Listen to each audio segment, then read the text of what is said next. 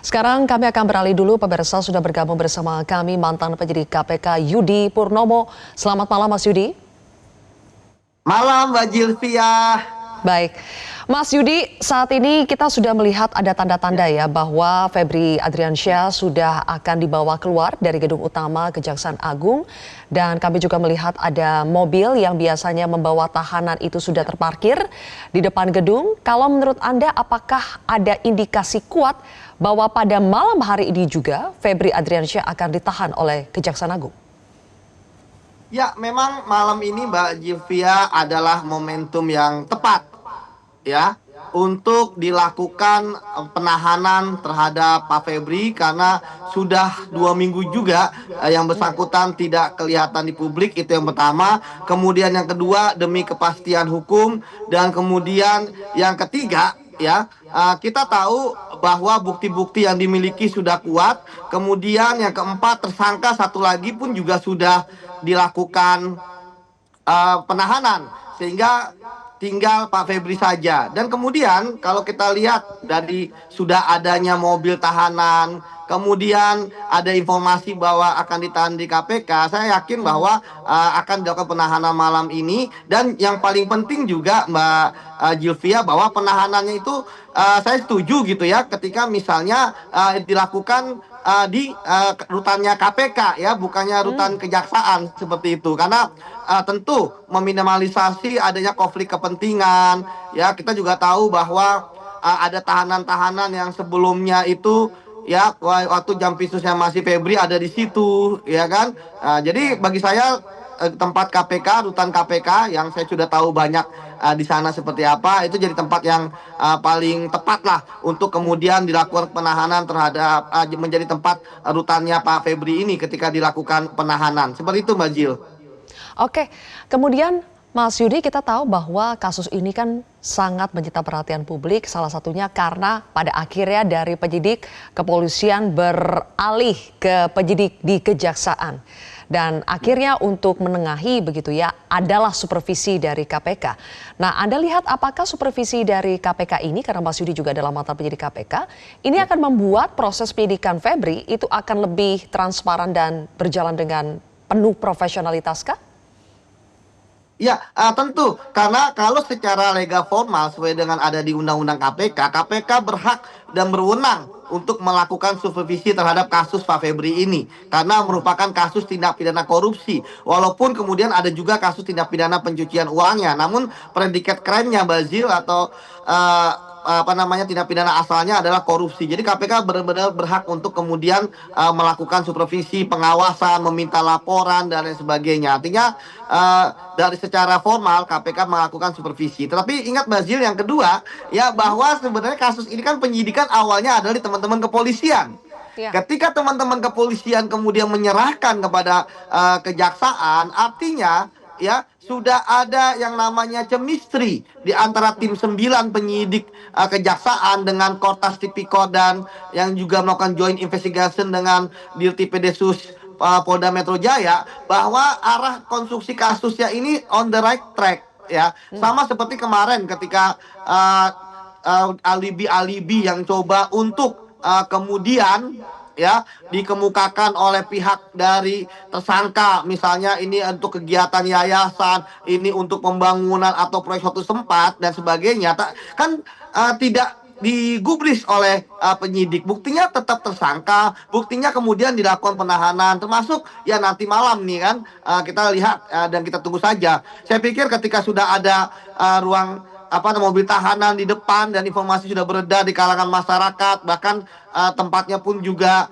di KPK gitu ya, bagi saya ya itu artinya sudah tidak ada lagi poin untuk kemudian tidak dilakukan penahanan ya. Jangan sampai nanti tiba-tiba kita di prank atau zong gitu kan terhadap penahanan ini. Bagi saya ini hari ini adalah hari yang tepat untuk menyelesaikan kasus yang kita tahu kasusnya itu ada 3 ya, mulai dari suplai batubara kepada PLTU, kemudian Asabri dan Krakatau Steel. Jadi bagi saya ya, kalau misalnya penahanan ini dilakukan, ini membuktikan setidaknya ya ketika tim 9 berani melakukan penahanan terhadap mantan Jampitsus, pejabat yang sebenarnya jabatannya kan eselon 1 gitu kan. Artinya kita Iya. sebenarnya tidak terlalu tinggi gitu kan, bukan pejabat negara seperti misalnya Jaksa Agung ya kan, atau Wakil Jaksa Agung. Artinya sebenarnya sudah tidak perlu ada yang ditakuti gitu. Artinya malam ini kalau dilakukan penahanan, maka setidaknya ya kepercayaan masyarakat kepada tim 9 ya itu udah mulai agak meningkat lah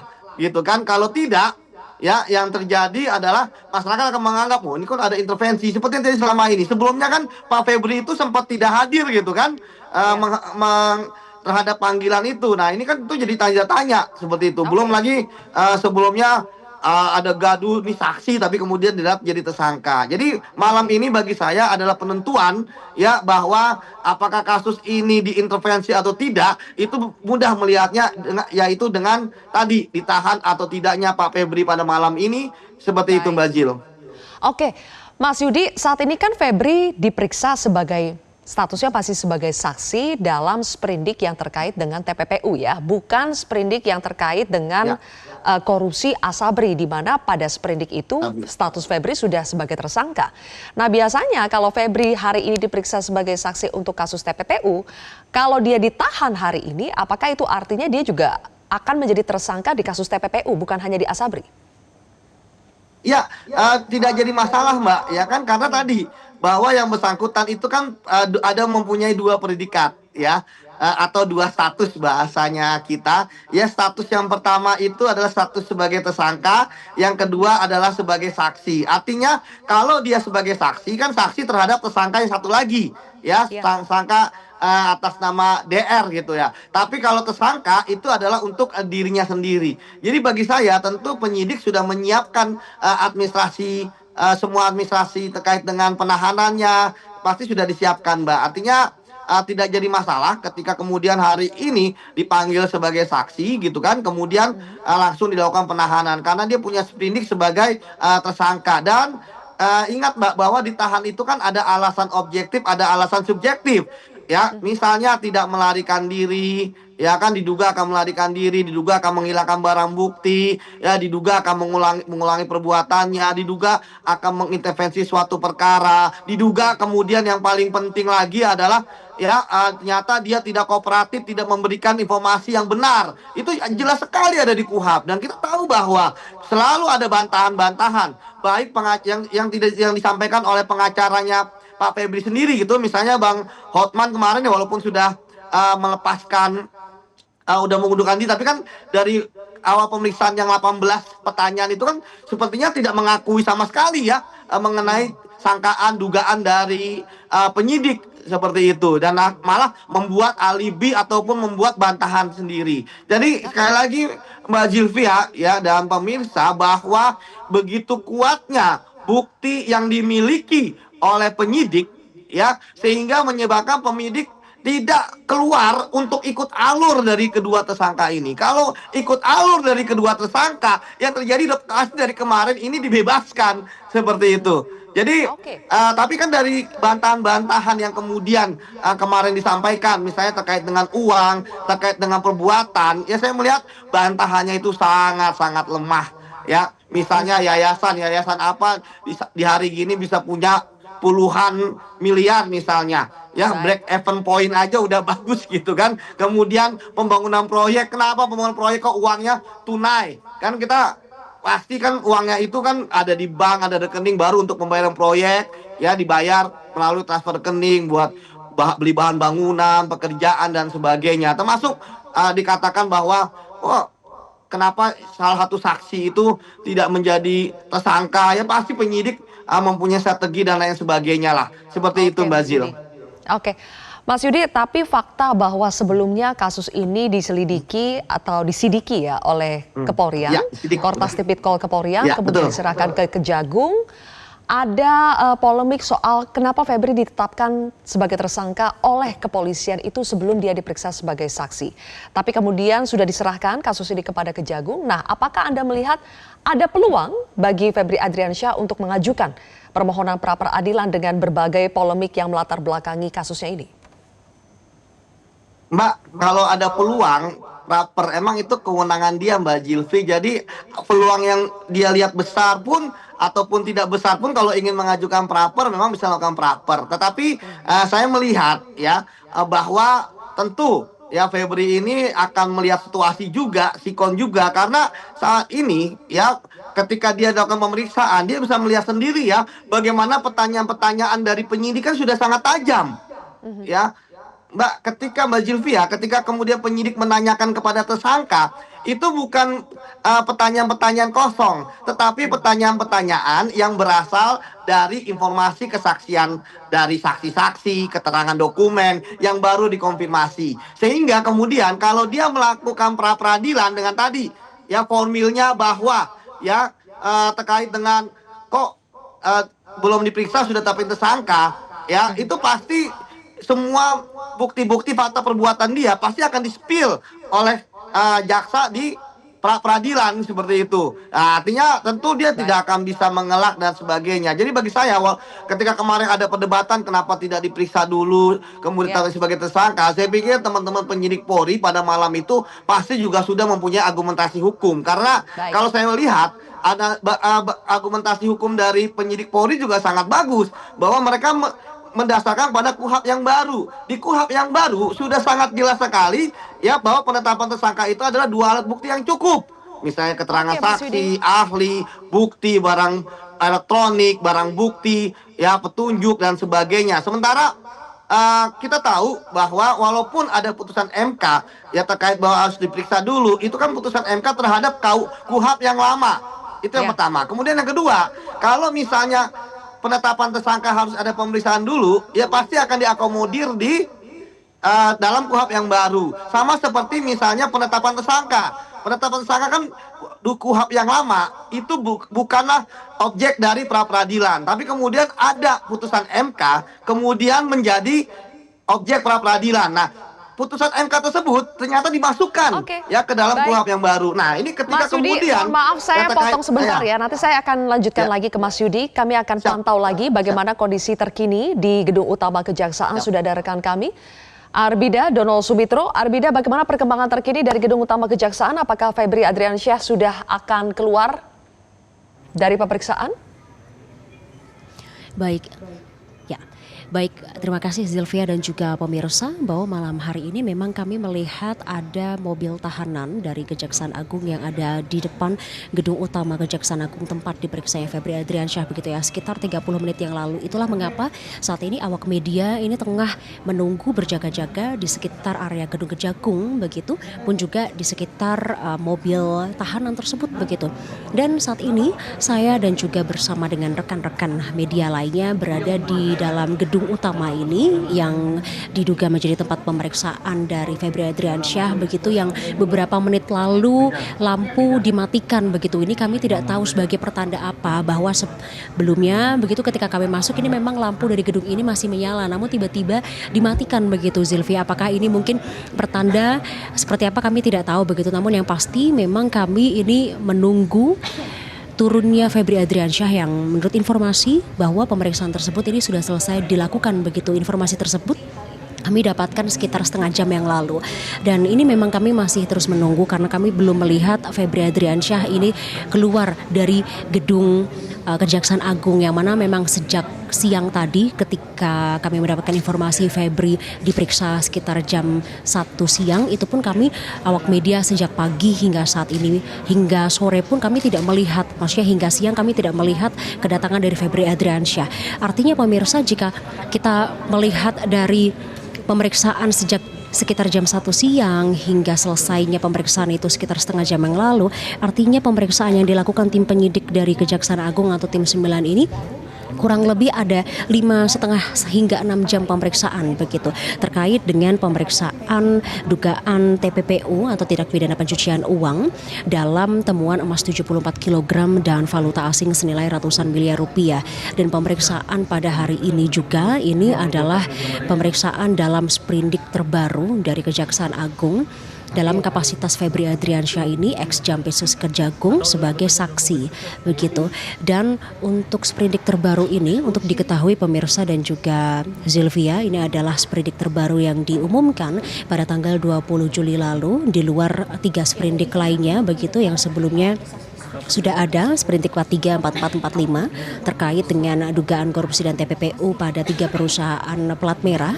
Kemudian untuk sprindik terbaru ini adalah terkait dengan dugaan TPPU dalam perkara temuan emas 74 kg dan uang tunai ratusan miliar di rumah mewah Sentul yang didapatkan pada penggeledahan pada awal Juli lalu begitu pemirsa. Dan memang untuk informasi saat ini kami masih terus menunggu terkait dengan informasi tersebut pemirsa, karena ada informasi bahwa nantinya Febri Adriansyah ini akan karena informasinya Febri Adriansyah ini akan ditahan di rutan K4 KPK begitu yang informasi yang kami dapatkan sementara seperti itu.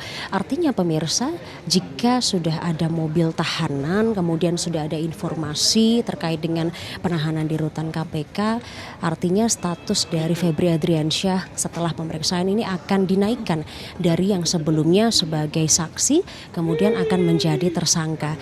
Karena memang ini sempat menjadi polemik begitu, mengapa status ia saat diperiksa sebagai saksi. Nah, hal tersebut juga sudah dikonfirmasi oleh Jaksa Agung Muda Pengawasan Rudy Margono yang menyebutkan bahwa status Febri menjadi saksi dalam sprindik baru kasus TPPU ini sesuai dengan keputusan dari putusan MK nomor 21 tahun 2014 yang menyatakan seseorang tidak boleh ditetapkan sebagai tersangka sebelum pernah diperiksa. Mungkin itu dulu Silvia yang dapat kami sampaikan, kembali ke studio.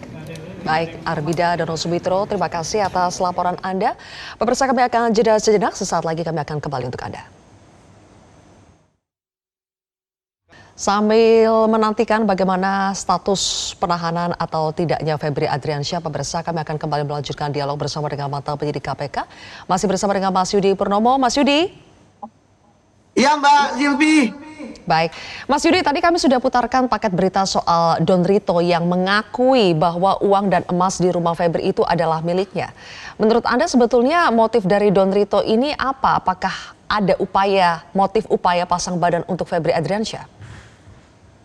Ya biasa Mbak ya, sebagai orang yang di layer kedua ya, tentu berharap dengan pasang badan ya, kemudian orang yang di atasnya yaitu Pak Febri ini nggak menjadi tersangka. Artinya biar sajalah dia yang kemudian masuk penjara. Tetapi dia lupa ya, kalau tindak pidana pencucian uang ya kan, tidak mungkin hanya ada pelaku pasif, tidak mungkin tidak ada yang namanya tindak pidana asal ataupun predicate crime. Pasti ya ada predicate crime, dalam hal ini ada korupsi. Pasti ada pelaku aktif yang menyerahkan ataupun memerintahkan ya untuk kemudian menyimpan, kemudian untuk mengaburkan dan lain sebagainya. Apalagi kita tahu bahwa uang sebanyak itu kan tidak mungkin ya ada di tangan seseorang ya, atau di suatu tempat ya, pasti lewat perbankan, ataupun kalau emasnya itu ada di deposit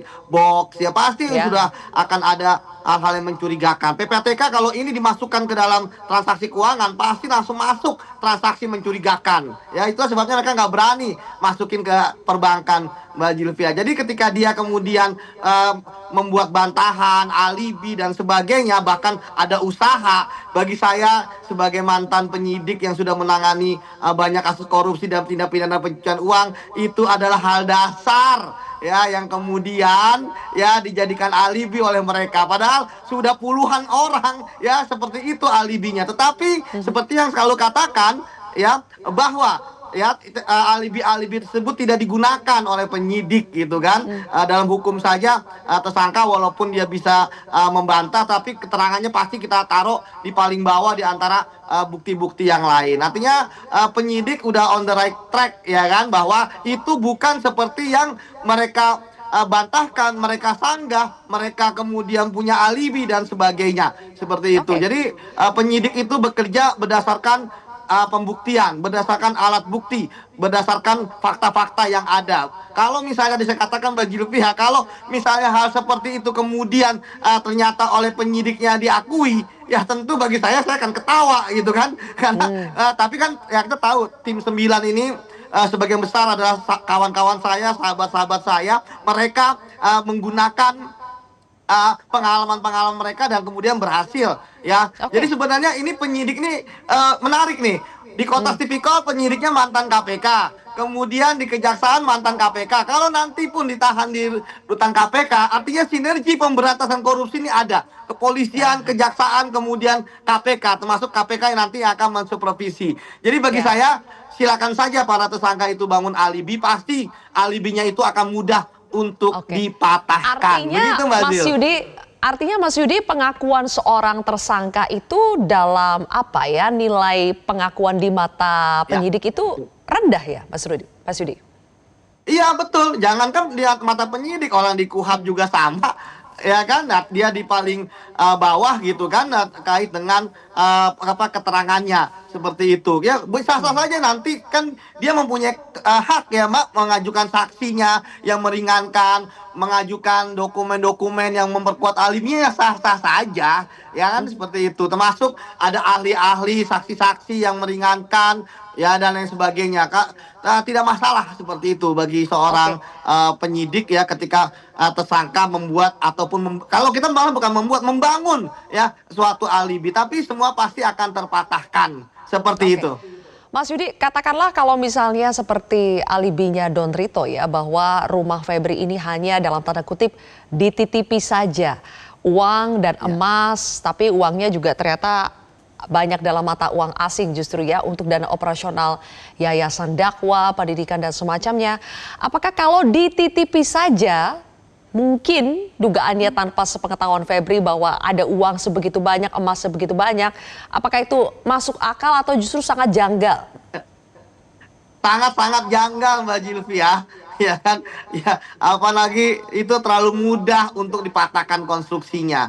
Mbak Jilvi uang yang ada di dalam rumah tersebut maupun di kafe itu kan bentuknya macam-macam.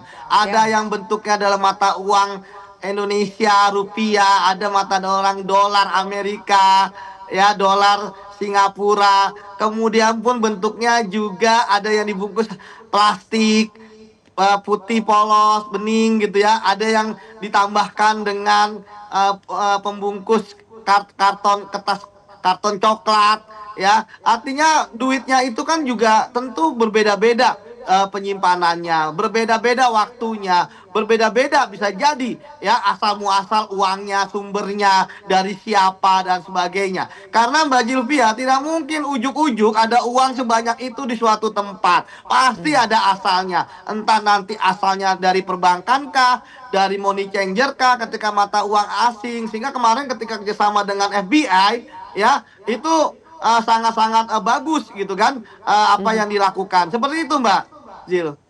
Baik, Mas Yudi, kita sambil memantau ya bagaimana perkembangan terkini lagi. Kami di sini sedang memutarkan ada 5 tampilan di layar kaca kami.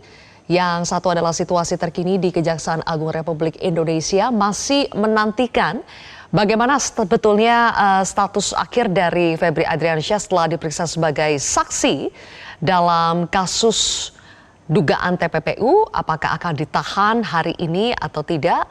Kemudian kami juga memantau bagaimana situasi terkini di gedung KPK. Kalau dari layar kaca masih tampak sepi untuk di gedung KPK. Sementara kalau di gedung utama Kejaksaan Agung kita sudah melihat dengan jelas ada mobil tahanan yang terparkir di halaman depan. Kemudian kami juga tampilkan kembali dokumentasi dari sosok Jampitsus, mantan Jampitsus Febri Adriansyah ketika masih menjabat dan juga ketika saat ia memberikan keterangan pers pada saat terjadi atau sesaat setelah rumahnya digeledah oleh penyidik dari Kortas Tipikor.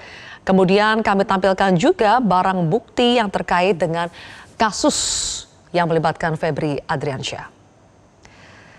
Kasus yang sangat mengejutkan pemirsa karena melibatkan sosok yang selama ini menjadi garda terdepan dalam penegakan hukum, terutama korupsi dalam beberapa waktu terakhir. Salah satunya adalah mantan Japitsus Febri Adriansyah. Ada sekitar 13 lokasi yang digeledah oleh penyidik Kortas Tipikor pada saat terjadinya atau terungkapnya kasus ini. Ada Cafe The Clan, kemudian juga ada Money Changer, dan yang paling menyita perhatian tentu saja adalah rumah yang ada di Sentul, Jawa Barat, yang kemudian diketahui adalah rumah dari Febri Adriansyah. Baik, Mas Yudi ditahan sebentar lagi, kami akan kembali menghubungi reporter kami yang ada di Gedung Kejaksaan Agung. Arbida, apa perkembangan terkini dari Gedung Kejaksaan Agung? Ya, baik pemirsa dan juga Sylvia, pada malam hari ini memang kami masih menunggu informasi terkait dengan selesainya pemeriksaan dari ex-Jampitsus Kejagung Febri Adriansyah, yang mana memang kami ini tengah menunggu di gedung utama pelayanan terpadu satu pintu Kejaksaan Agung. Namun saat ini kami tengah diminta untuk menjauhi gedung ini begitu oleh pihak dari Kejagung, dan memang sebelumnya kami para awak media sejak sekitar 30 menit yang lalu menunggu di gedung ini ketika adanya mobil tahanan yang sudah terparkir di depan gedung ini, pemirsa, sejak sekitar 45 hingga 1 jam yang lalu, dan itu menandakan artinya akan ada seseorang yang akan dijadikan tersangka. Dan dalam hal ini informasi terdekat yang kami tahu yang sudah diperiksa adalah ex-Jampitsus Kejagung Febri Adriansyah, yang mana kami mengartikan bahwa pemirsa, karena memang ini ruang terbatas, sehingga kami pun ini tengah diminta untuk keluar dari gedung ini oleh pihak Kejaksaan Agung untuk menghindari adanya hal-hal yang tidak diinginkan begitu ya, karena ini memang awak media tengah ramai. Dan memang kami mendapatkan informasi bahwa pemeriksaan dari Febri Adriansyah ini sudah selesai dilakukan, dan kami tengah menunggu keluarnya Febri Adriansyah dari Kejaksaan Agung, yang mana pemeriksaan ini, pemirsa, ini sudah dilakukan sejak jam 1 siang tadi hingga sekitar jam 7 malam atau setengah 7 malam ya, artinya mungkin kemungkinan besar sudah lebih dari 6 jam pemeriksaan begitu. Ya. Cepat kita selesai ya. Nggak boleh berada di situ ya Pak ya? Ya di dekat mobil aja ya. Tapi pemeriksaan Febri ini sudah selesai dilakukan. Nanti ya, ditunggu ya. Ayo. Masih sudah selesai di jam 6 sore Pak. Ditunggu ya. Ayo, makanya biar cepat ini kita. Ini tahanan untuk Febri atau untuk tersangka? Nanti ditunggu, nanti dilihat ya. Kalau tahu hari ini pemeriksaannya Febri atau ada tersangka atau saksi lain? Nanti ditunggu ya. Ayo silakan, ayo maju, mundur lagi yuk. Pak, ini mau keluar ya Febrinya? Iya, makanya mundur lagi. Ini gimana kalau nggak bisa? Ayo. Bapak tapi sedikit. Ayo. Oke. Ayo, mundur lagi yuk. Baik ya pemirsa, ini kami pun belum mendapatkan informasi yang jelas terkait dengan Febri Adriansyah. Namun kami mendapatkan informasi bahwa Kejaksaan Agung akan melakukan konferensi pers, Pak Tri. Ini kira-kira akan dilaksanakan kapan? Setelah ini. Ayo. Setelah Febri mobil tahanan. Setelah ini. Ayo. Tapi apakah benar?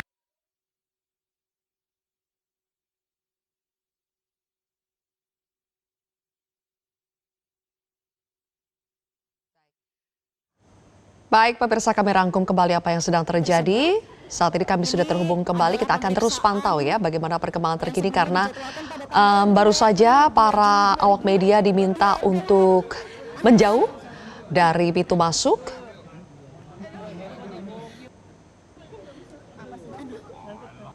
Tampaknya pemirsa, Febri Adriansyah akan segera keluar, dan dari pihak Kejaksaan Agung meminta agar para awak media menjauh dari pintu.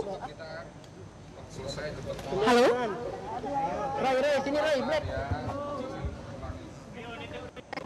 Baik, Arbida. Halo Arbida. Biar semua dapat gambar, yuk.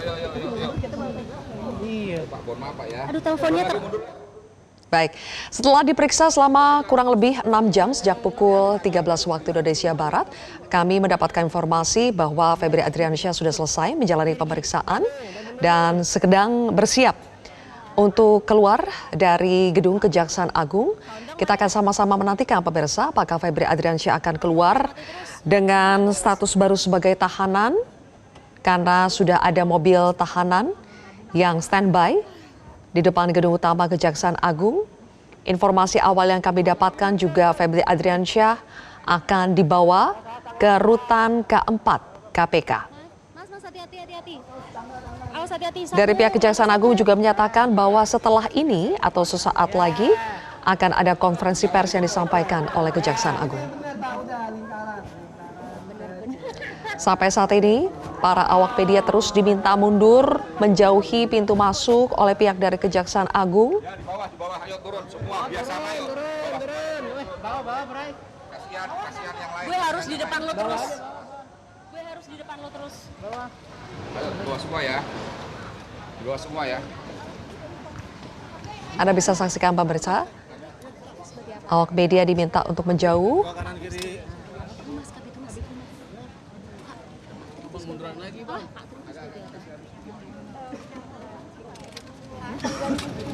Lagi ya. Kiri kanan. Om, sorry Om. Itu kan mobil. Ya. Kita menantikan apakah Febri Adriansyah akan keluar dari pintu yang sama, dari pintu tempat para awak media sedang menunggu. Apakah dari gedung utama ini atau dari jalur lokasi yang lain?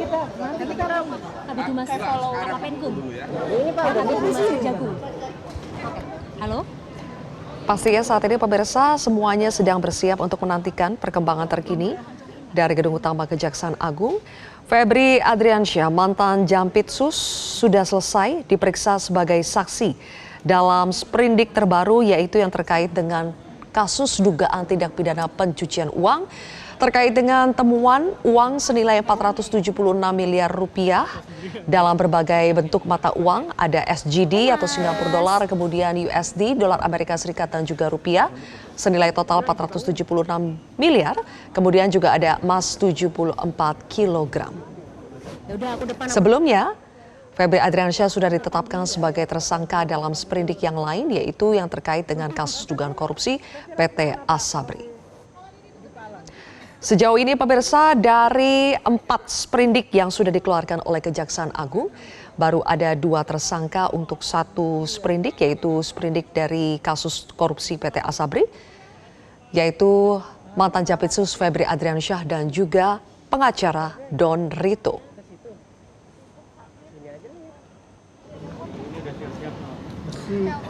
Tampaknya persiapan sudah dilakukan di Kejaksaan Agung.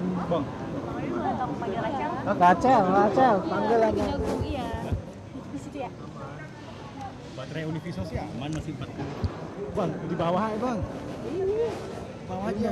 Harusnya di bawah. Bawah aja. Nah, aku yang di depanmu, aku depanmu. Ya elah, Bang. Para awak media diminta untuk menjauhi akses pintu utama yang terdapat di gedung utama ini.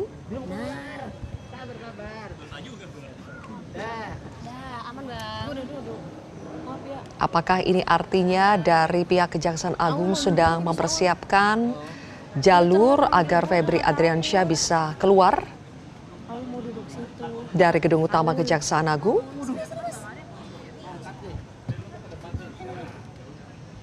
Udah, lu sini, gue di bawah langsung. Enggak, Mas Alun duduk sini, cepet. Baik. Jangan depan. Biar orang langsung Kesandung. Semangat. enggak. Atau enggak lu?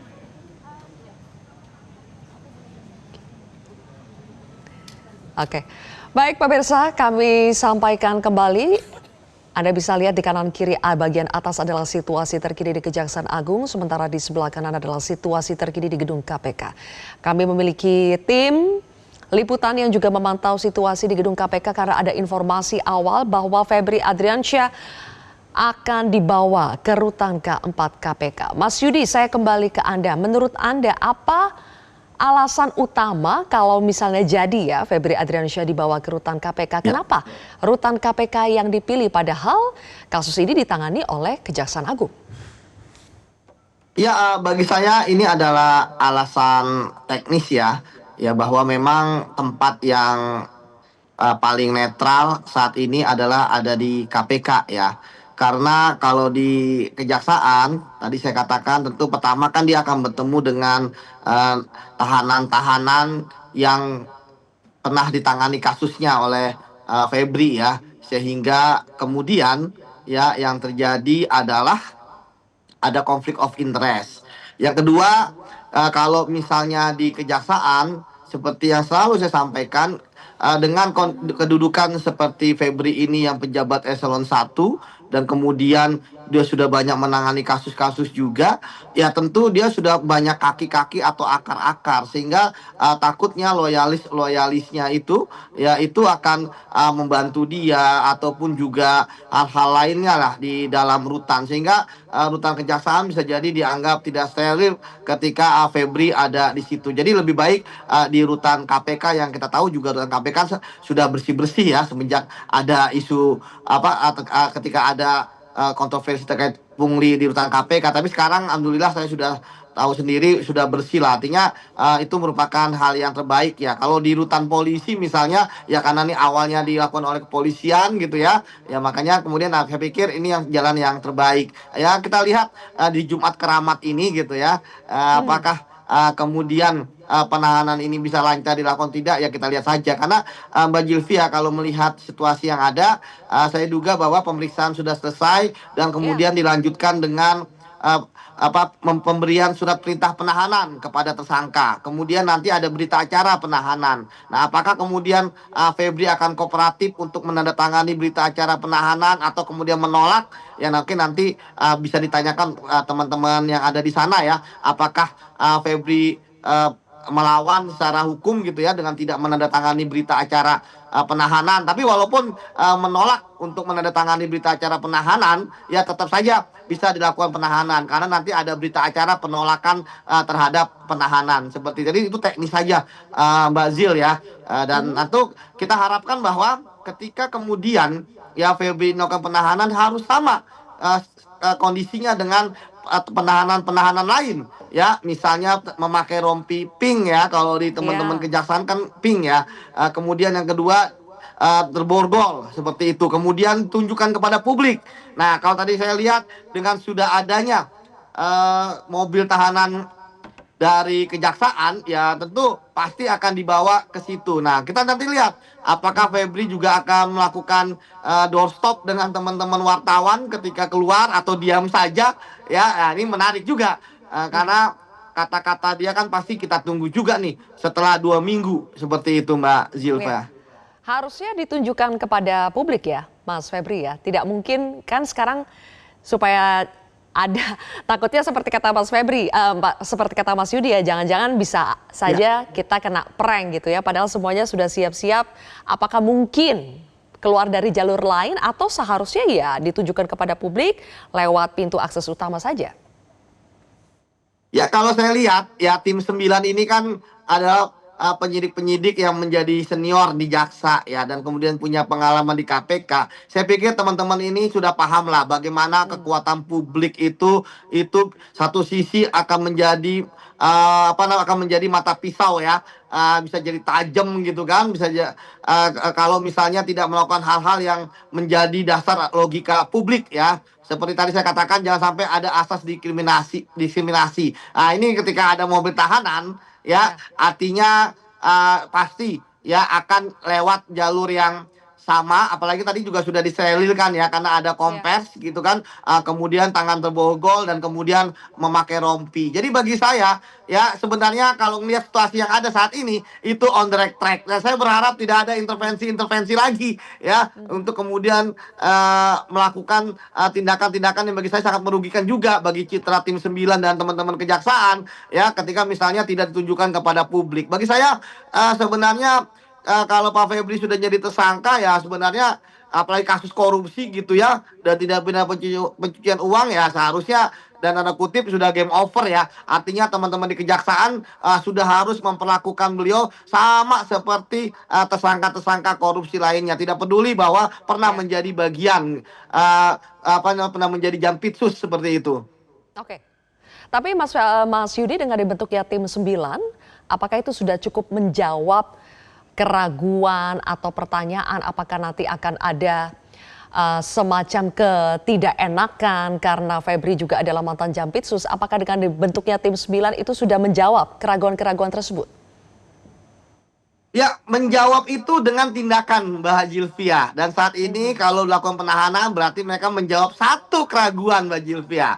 Karena tentu kita juga walaupun saat ini dilakukan penahanan artinya mengikuti logika hukum dan logika publik, ya tentu kita juga harus tetap mengawal Mbak Zilvia. Karena bagi kita dalam menangani kasus tindak pidana korupsi yang begitu fantastis seperti ini, temuan uangnya ya termasuk emasnya, ya maka tentu tersangkanya nggak hanya 2 gitu kan, itu harus selalu ditelusuri ya siapa yang menjadi aktor intelektual ya terhadap uang-uang yang banyak ini. Kan uang-uang ini nggak mungkin hanya berdua saja yang menjadi tersangka, pasti banyak. Nah tentu kita berharap teman-teman akan independen untuk kemudian ya tidak melokalisir kasus ini, tidak takut misalnya ada intervensi dan sebagainya. Ya kacamata kuda saja bahwa yang dicari itu adalah pembuktian. Ya kita berharap bahwa hukum itu tajam kemanapun, tajam ke atas, tajam ke samping, tajam ke bawah. Jadi perlu ditelusuri ya, mulai dari intelektual leader,